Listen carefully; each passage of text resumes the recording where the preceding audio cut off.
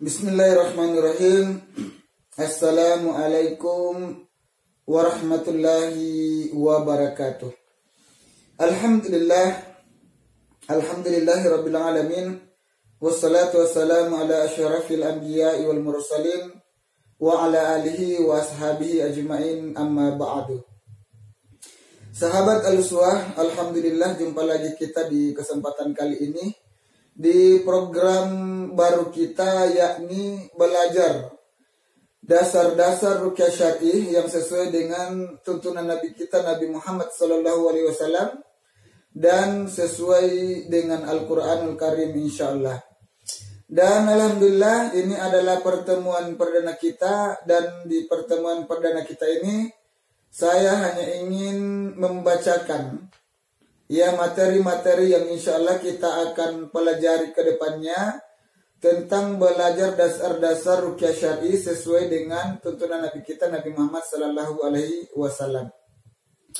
Baiklah, untuk materi kita materi ruqyah syar'i ini kita bagi menjadi 4 bagian. Kita bagi menjadi 4 bagian. Adapun untuk bagian pertama atau materi pertama, yakni perkenalan atau mengenal seluk-beluk jin. Jadi kita akan disuguhkan dengan materi seluk-beluk jin atau perkenalan seluk-beluk jin mulai dari dasar. Contohnya apa hakikat atau arti sesungguhnya dari kata jin. Kemudian bagaimana kehidupan jin itu sendiri, apakah jin itu makan, apakah jin itu menikah, apakah jin itu bisa sakit, apakah jin itu bisa meninggal, di mana tempat-tempat mereka, tempat yang mereka sukai, apakah mereka punya rumah dan lain sebagainya. Nanti kita akan disuguhkan di materi perdana, yakni mengenal seluk-beluk jin itu sendiri. Kemudian untuk materi yang kedua itu adalah materi tanda-tanda gangguan jin pada manusia secara fisik maupun secara psikologis. Dan di materi ini kita akan disuguhkan dengan apa saja kira-kira tanda-tandanya. Ketika orang gangguan jin itu apa saja tanda-tandanya kira-kira.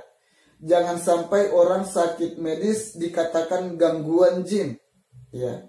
Sakit asam lambung tinggi dikatakan gangguan jin. Orang sakit jantung dikatakan gangguan jin dan lain sebagainya. Nanti di materi kedua kita akan disuguhkan dengan tanda-tanda gangguan jin. Dan ketika orang itu gangguan jin, apakah ini gangguan yang biasa, ringan, atau gangguan parah. Mana gangguan jin biasa, mana gangguan jin karena pelet, santet, sihir, dan lain sebagainya. Ini kita akan pelajari di materi yang kedua. Kemudian materi yang ketiga, yakni apa petunjuk.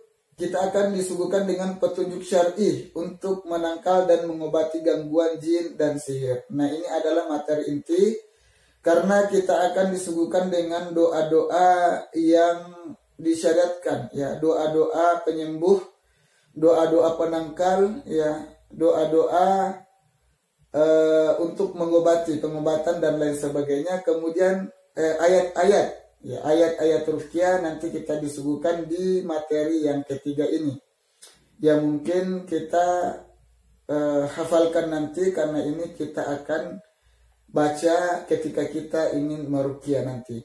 Kemudian yang lebih penting adalah di materi yang ketiga ini kita akan diajari metodenya. Jangan sampai kita mengatakan ruqyah syar'i tapi metode kita metode ruqyah syirkiyah. Itu yang penting. Jadi doanya sesuai syar'i, ayat yang dibaca sesuai syar'i, kemudian metodenya sesuai yang tidak melanggar syar'i metodenya.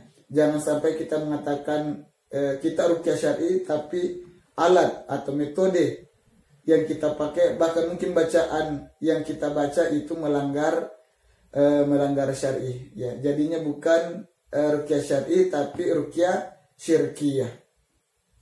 Kemudian yang selanjutnya materi yang terakhir ini sebenarnya sebagai tambahan, yakni praktek ya. Kita langsung praktek kepada pasien yang gangguan jin.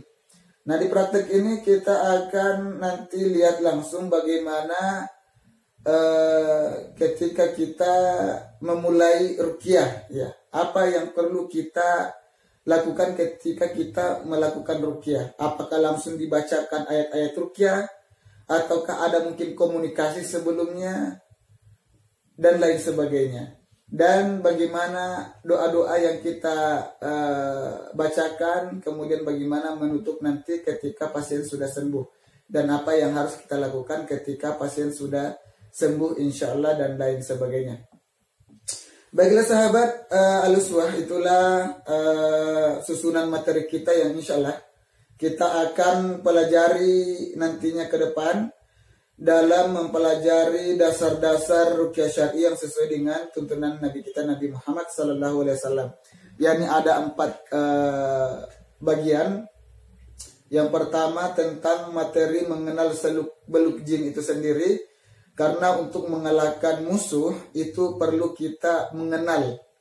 Ya, mengenal kelebihan, mengenal kekurangan, dan mengenal lebih mendalam musuh itu, sehingga ketika kita sudah mengenalnya, kita insya Allah gampang untuk mengalahkannya, insya Allah bismillah dengan izin Allah Subhanahu wa Ta'ala. Kemudian yang kedua adalah tanda-tanda gangguan jin. Ya, ini materi yang penting karena jangan sampai kita salah mendiagnosis, ya, salah menganalisis, ya. Orang yang sakit medis dikatakan gangguan jin, ya, itu kan sudah salah, ya. Jadi di sini materi yang kedua kita akan disuguhkan materi tentang apa saja kira-kira tanda-tandanya orang yang sakit biasa dengan tanda-tanda orang yang memang fix dia gangguan jin. Kalaupun dia gangguan jin, apakah ini gangguan jin biasa atau gangguan jin ringan, ataukah gangguan yang sudah berat, ya. Dan kemudian mana gangguan jin karena gangguan jin biasa, mana gangguan jin karena guna-guna santet, sihir, dan lain sebagainya. Dan kemudian yang keempat adalah nanti materi yang keempat ini adalah lebih kepada bagaimana metode ruqyah syar'i itu sendiri. Apa yang harus kita baca, doa yang kita baca apakah sudah sesuai dengan syar'i, ayat yang kita baca apakah sudah sesuai dengan syar'i dan tidak bertentangan dengan Al-Qur'anul Karim dan sunnah dan lain sebagainya. Kemudian tentunya yang keempat adalah praktek, ya. Mudah-mudahan dengan adanya program baru kita ini, pembelajaran ruqyah syar'i sesuai dengan tuntunan Nabi kita Nabi Muhammad SAW, bagi teman-teman yang ingin mengetahui lebih dalam tentang ruqyah syar'i atau ingin menjadi praktisi ruqyah syar'i, nanti bisa selalu mengikuti materi-materi kita mulai dari awal sampai terakhir. Dan mudah-mudahan tentunya kita berharap program ini bisa memberikan manfaat bagi banyak orang, ya, terutama bagi saudara-saudara kita yang membutuhkan. Mungkin mereka sakit, jangan sampai mereka mendatangi dukun, dan itu sangat-sangat merugikan mereka, ya, dan tidak memberikan manfaat kepada mereka, ya, bahkan menambah mudarat kepada mereka yang mendatangi dukun. Dengan mempelajari ruqyah syar'i mungkin kita bisa menjadi praktisi ruqyah minimal bagi keluarga kita di rumah dan bagi teman-teman keluarga kita di sekitar kita, ya, seperti itu.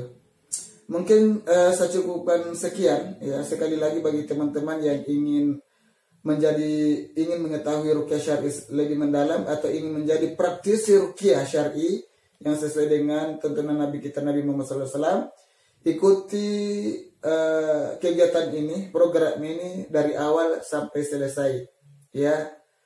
Dan mungkin saya cukupkan sekian. Mohon maaf jika ada kata-kata yang tidak berkenan, karena sesungguhnya kesempurnaan hanya milik Allah Subhanahu wa Ta'ala.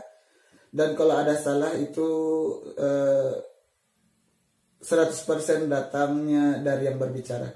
Mungkin saya cukupkan demikian. Assalamualaikum warahmatullahi wabarakatuh.